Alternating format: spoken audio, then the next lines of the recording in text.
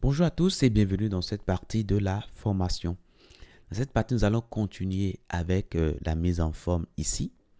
Donc, on va toujours continuer avec le search bar ici, hein. Et lorsqu'on aura fini, maintenant, on va nous attaquer à l'élément input. Alors, on va arrondir un peu les bords avec border radius. On mettra 10 pixels. Et après ça, nous allons créer également de l'ombre autour. Donc, boss shadow. Et nous allons mettre ici 2 pixels, 8 pixels et 12 pixels. La couleur ici, on mettra RGB et à l'intérieur 0, 0, 0. Et puis, on mettra ici, allez, mettons 20%. Donc, si je reviens ici, on voit qu'il y a de l'ombre autour de notre boîte. Maintenant, on va également, si vous voulez, on va également, alors qu'est-ce qu'on va faire là? On a défini ici le weight, le width, pardon. Donc, on va définir ici la hauteur. On va fixer la hauteur à 35 pixels. OK? Donc, ici, pour l'instant, je trouve que c'est pas mal comme ça. OK? Maintenant, au niveau de weight, ici, je trouve que c'est un peu trop, mettons, 450. Donc là, je trouve que c'est pas mal comme ça. Maintenant, nos éléments, vous voyez ce icône-là, ça vient se mettre totalement en haut. Ce icône-là vient se mettre totalement en haut. Moi, je veux que les éléments soient centrés suivant l'axe vertical. OK? Donc, pour la voir, qu'est-ce que je vais faire? Comme la boîte est déjà flexible, grâce à mon framework, je vais utiliser Align Item Center. OK? Pour centrer les éléments suivant l'axe vertical. Donc là, c'est bon. Maintenant, alors qu'est-ce que je vais faire encore maintenant? Ce que je vais faire là, pour l'instant, bon, là, je peux aller vers chaque élément, hein, ok? Je peux aller vers chaque élément que j'ai à l'intérieur. Mais avant d'aller à chaque élément, je peux déjà changer la couleur de... Bon, je vais à chaque élément directement. Donc, je prends ici l'input. Donc, je mettrai ici, allez, search bar.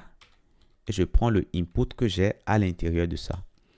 Alors, cet input, qu'est-ce que je fais de ça?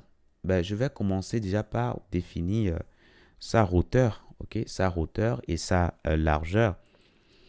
Donc, je mettrai ici, alors la hauteur et la largeur, ce n'est pas obligatoire. Pourquoi? Parce que la boîte est déjà flexible. Donc, la hauteur sera fixe et la largeur va s'adapter en fonction de l'écran. Donc, ce qu'on va faire déjà, maintenant, ici, le weight, ici, mettons 30 pixels. OK? Donc, si je reviens ici, pour l'instant, je trouve que c'est pas mal comme ça. OK? Maintenant, la taille de police, donc font size, on mettra ici 1.8 rem. Quand je reviens ici, alors je reviens là, je trouve que c'est pas mal. C'est pas mal comme ça. Maintenant, alors la hauteur, si vous voulez, on peut aller beaucoup plus loin. Alors, j'ai mis 30 pixels. Allez, on peut aller beaucoup plus loin, mettons 35. OK? À 35, qu'est-ce qui va se passer? Là, je trouve que c'est pas mal comme ça. OK? Voilà. Maintenant, qu'est-ce qui reste? Maintenant, on ne veut pas qu'il y ait ces bordures qu'on a là. Mais avant d'aller à cela, vous voyez que tous les éléments sont collés. OK? Sont collés. Donc, je vais inviter que ces éléments-là soient collés. OK? Donc, ici, comme la boîte est flexible, je dirais que je vais donner ici un gap de 10. OK? Et grâce à mon framework, les éléments seront légèrement espacés. Donc, pour l'instant, c'est bon. Et comme je ne veux pas avoir de marge, comme je ne veux pas avoir de bordure pour mon élément input, je mettrai alors border none.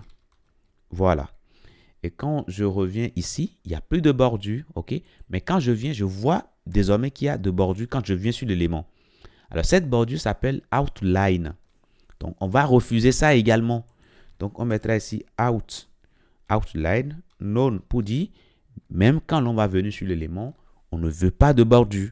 Donc, quand je viens là, il n'y a pas de bordure, ok? Je peux taper mon test.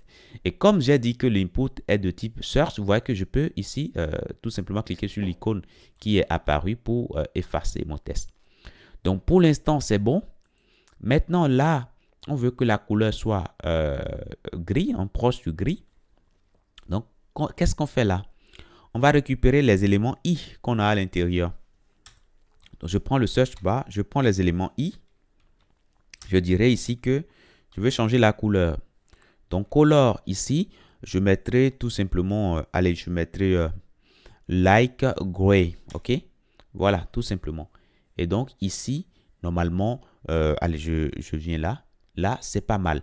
Mais mes icônes sont quasiment invisibles, hein, donc, on va agir également sur la taille des icônes. Donc, du coup, bah, je reviens alors ici. Et je dirais ici font size, je mettrai 1.5 REM. Alors, une fois que ça c'est fait, maintenant, je vais également penser aux éléments. Dès qu'on vient sur les éléments, ben, je veux qu'il y ait une couleur, enfin, qu'on ait l'impression qu'on peut cliquer. Donc, curseur pointeur. Donc, si je reviens ici, au niveau de mon site, là, je trouve que c'est pas mal comme ça. Hein. C'est pas mal comme ça. Voilà, on peut taper quelque chose et là, c'est pas mal. Donc là, c'est bon. Maintenant, le but après, c'est de faire en sorte que ben, lorsqu'on clique sur cet élément-là, ben, si déjà le nav est déjà affiché, ben, qu'on cache le nav. Ok. Maintenant, si on clique sur le bouton et le nav n'était pas affiché, ben, en ce moment-là, on va afficher le nav. Ok. Donc ça, on va le faire en JavaScript. Hein. Voilà. Donc, qu'est-ce qu'on fait en JavaScript? Donc, je reviens ici au niveau de mon code.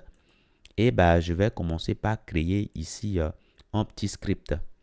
Donc, je vais mettre ici, alors là, je mets au niveau de JS ici. Nous allons commencer par mieux structurer notre code. Ça, c'est très important. OK?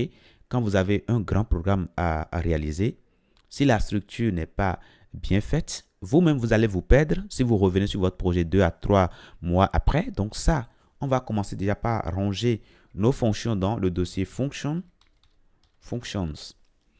Et à l'intérieur de function, nous allons créer un fichier qui va s'appeler listener. Voilà. Donc, à l'intérieur de ce fichier-là, ben, nous allons créer nos gestionnaires d'événements. Donc, je vais commencer ici par créer une variable qui va s'appeler app. OK? Et cette variable sera tout simplement un objet qui va recouper nos gestionnaires d'événements. On aura ici toggle nav. Voilà. Lui, son rôle, c'est soit d'afficher ou bien de cacher le nav. Le nav, c'est notre menu. OK? Donc ici, on mettra ici, on va récupérer l'événement. Et qu'est-ce qu'on va faire ici à l'intérieur? Alors, à l'intérieur, bah, nous allons déjà, d'une part, regarder est-ce que le nav est affiché. Si c'est le cas, on sait ce qu'on va faire. Si il ne l'est pas, on saura également ce qu'on va faire. Mais ce que moi, je vais faire plutôt, je vais faire très simple. Très simple. Parce que s'il est possible de faire simple, l'idéal, c'est de faire simple. OK? Dans mon framework, il y a un élément qui a, j'ai stylé une classe known. OK? Ce qui veut dire que dès lors que vous donnez known à un élément comme classe, ben, l'élément sera caché. Okay? Il y aura la propriété display known qui sera définie sur l'élément. L'élément sera caché. Donc, en gros, pour afficher ou bien cacher un élément, on aura simplement besoin d'ajouter known ou bien de retirer known. OK? Vous voyez ce que je veux dire? Donc, si je mets known là au niveau de nav, que je reviens ici, vous voyez que je ne vois plus le nav. OK? Vous voyez que je ne vois plus. Et quand je vais l'enlever, allez, si vous voulez, on va le faire directement ici. CTRL Shift I. Je viens sur ma page ici. Hein, je viens sur ma page. Et ici, bah, je retire le known. OK, je retire ça. Qu'est-ce qui se passe? Je vois désormais que mon élément s'affiche. Donc, cacher ou afficher un élément revient désormais soit à enlever ou à retirer simplement known. OK? Donc, ce que je vais faire ici, bah, ici, au niveau de mon gestion d'événements ici, ben, qu'est-ce que je fais? Ben, je récupère tout simplement la partie nav. OK? Alors, comment est-ce que je récupère cette partie nav? Ben, comme nous avons l'habitude de le faire. Hein? OK? Donc, on prend le document et puis, ben, on va mettre ici query selector. Query selector. Alors, on veut cibler un élément. ici, on n'a pas plusieurs navs. Hein. On veut cibler un élément. Donc, on mettra query selector. Et on pourra simplement indiquer tout simplement nav. Tout simplement. OK? Comme il y a un seul nav, ben, le nav là sera sélectionné. On peut aller loin pour dire, ben, on veut récupérer l'élément qui a ID menu. Hein. OK? Bref, vous savez qu'il y a plusieurs façons de faire ce que je viens de faire là. On récupère le nav. Qu'est-ce qu'on fait? Ben, on va utiliser ici class list. .toggle. Alors, toggle va nous permettre d'une part d'ajouter un élément. Donc, ici, je mettais none. OK? Alors, qu'est-ce qui va se passer? Avec ce toggle-là, toggle va regarder déjà, est-ce qu'il y a déjà none là-dessus? Si c'est le cas, ben, il ne fera rien. Si ce n'est pas le cas, ben, toggle va ajouter une nouvelle classe qui va s'appeler none. OK? Donc, c'est de cette façon que cela agit. Donc, voilà pour ce gestionnaire d'événements. Et quand est-ce qu'on va faire appel à cela? Ben, on fera appel à cela dès lors qu'on va détecter un clic sur cet élément qu'on a ici. OK? Sur cet élément-là. OK? Alors, si vous voulez, on peut mettre un identifiant là-dessus. Hein. ID, je mettrai bar. Tout simplement. Maintenant, qu'est-ce que je fais? Alors, ben, je vais créer alors ici ma fonction setup listener. Vous vous rappelez, non? Donc, va setup listener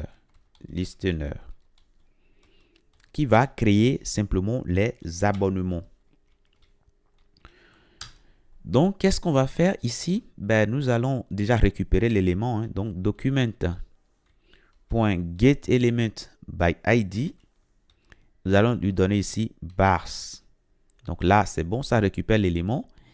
Et qu'est-ce qu'on va faire maintenant sur l'élément? Ben, on va dire, ben, si on clique sur cet élément-là, donc on clique. Lorsqu'on détecte un clic sur cet élément-là, qu'est-ce qu'on va faire? Ben, on va appeler notre gestionnaire d'événements qui s'appelle toggle nav. Et c'est tout. OK? Alors ici, on dit Eve ici. Ben, le fait même de mettre la référence, déjà, ce onClick là va transmettre directement à la fonction l'événement qu'on a cliqué. Et normalement, ça va fonctionner.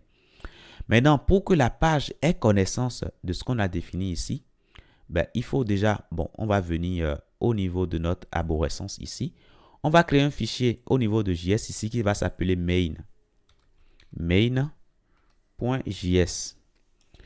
Et à l'intérieur de ce main-là, alors j'insiste hein, sur le fait que ce main-là, c'est juste dans JS ici, hein, ce n'est pas dans function. Donc ici, qu'est-ce qu'on va faire? Ben, on va regarder, est-ce que toute la page est chargée? Donc onload. Onload, si toute la page est chargée, là, on fera cette fonction-là. Et qu'est-ce qu'on mettra ici? Ben, on mettra tout simplement, on fera setup listener, ok? Voilà, on va créer les abonnements. Et c'est bon. C'est tout. Donc, je vais mettre ici mise en place des abonnements. Abonnements. Voilà. Donc là, c'est bon. Maintenant, ici, au niveau de mon fichier index ici, ben, il faudra importer. Hein. Donc, script. Il faudra importer d'abord les fonctions. Hein. Donc là, je mettrai fonction et ça. Après ça, nous allons importer maintenant le fichier main. OK? Et non l'inverse. Hein. Vous ne mettez pas main avant de mettre listener puisque main utilise une fonction qui n'est pas définie en son sein, mais qui est définie dans listener. OK? D'où la nécessité d'importer d'abord la fonction avant le fichier main. Alors, si nous revenons ici au niveau de notre affichage là, ben, on va tester. Je clique là. Quand je clique, rien ne se passe. Pourquoi? Allez, on va ouvrir la console ici. Hein. On vient au niveau de console et ça nous dit ici toggle nav is not defined. Et oui, c'est ça. C'est ça. Pourquoi? Parce que ici, on a dit toggle, mais toggle n'est pas défini. C'est plutôt un attribut de liste de app. OK? Donc, on va précéder ça de app. Point. OK? Et normalement, arrivé ici, ben, tout va fonctionner. Je clique là. Vous voyez? Là, c'est bon. OK? Là, nous avons un menu qui fonctionne désormais. Et là, c'est parfait. OK? Donc, dans la prochaine partie, nous allons nous concentrer sur la partie map qu'on a ici. Je vous dis merci d'avoir suivi cette partie et à tout de suite.